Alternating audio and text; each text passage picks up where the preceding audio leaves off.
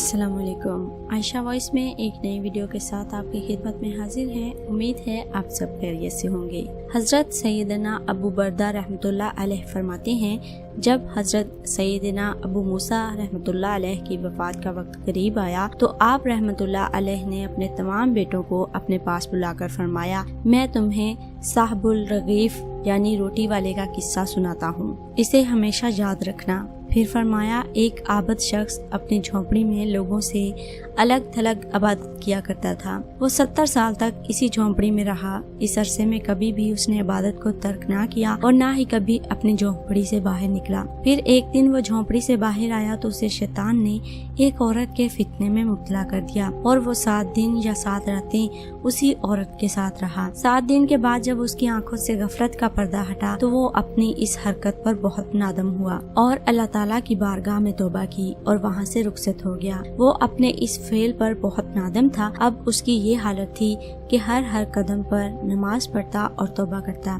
फिर एक रात वो ऐसी जगह पहुंचा जहां 12 मस्कीन रहते थे।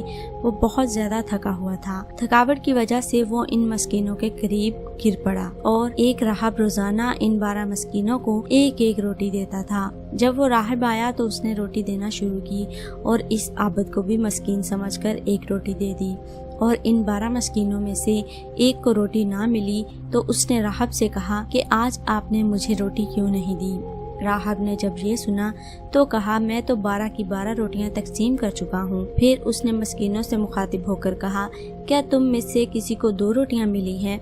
सब ने कहा, नहीं, हमें तो सिर्फ एक ही मिली है। ये सुनकर राहब ने उस शख्स से कहा, शायद तुम दोबारा रोटी लेना चाहते हो, जाओ, आज के बाद तुम्हें रोटी नहीं मिलेगी। जब उस आबद ने ये सुना तो उसे उस मस्कीन पर बड़ा तरस आया। चुनाचे उसने वो रोटी मस्कीन को दे दी और खुद भूखा रहा और उसी हालत में उसका इंतकाल हो गया।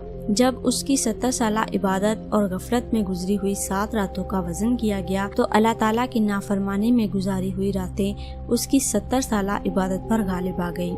फिर जब इन 7 रातों का मुआवजा उस रोटी से किया गया जो उसने मस्कीन को दी थी तो वो रोटी उन रातों पर गालिब आ गई और उसकी मगफरत कर दी गई। सुभान अल्लाह। अल्लाह ताला जब इंसान को बख्शना चाहते हैं तो जर्रे से भी बख्श देते हैं और अल्लाह ताला की नाराजगी जब होती है तो वो इंसान का बहुत छोटा सा अमल भी हो तो अल्लाह ताला इंसान से नाराज हो जाते हैं। हमें अल्लाह ताला से डर कर रहना चाहिए, तौबा इस्तग़फ़ार करते रहना चाहिए और कोशिश करनी चाहिए कि ज़्यादा से ज़्यादा अल्लाह के कुर्ब को हासिल कर सकें। उम्मीद है हमारी आज की ये वीडियो आपकी रहनुमाई करेगी और वीडियो आपको पसंद आएगी। वीडियो को लाइक करें और दूसरों से शेयर करें और कमेंट में ज़रूर बताएं हमारी आज की ये वीडियो आपको कैसी लगी। आने वाली वीडियो तक के लिए हमें दीजिए इजाज़त। अपना ढेरों ख्याल रखिए। अल्लाह हाफिज़।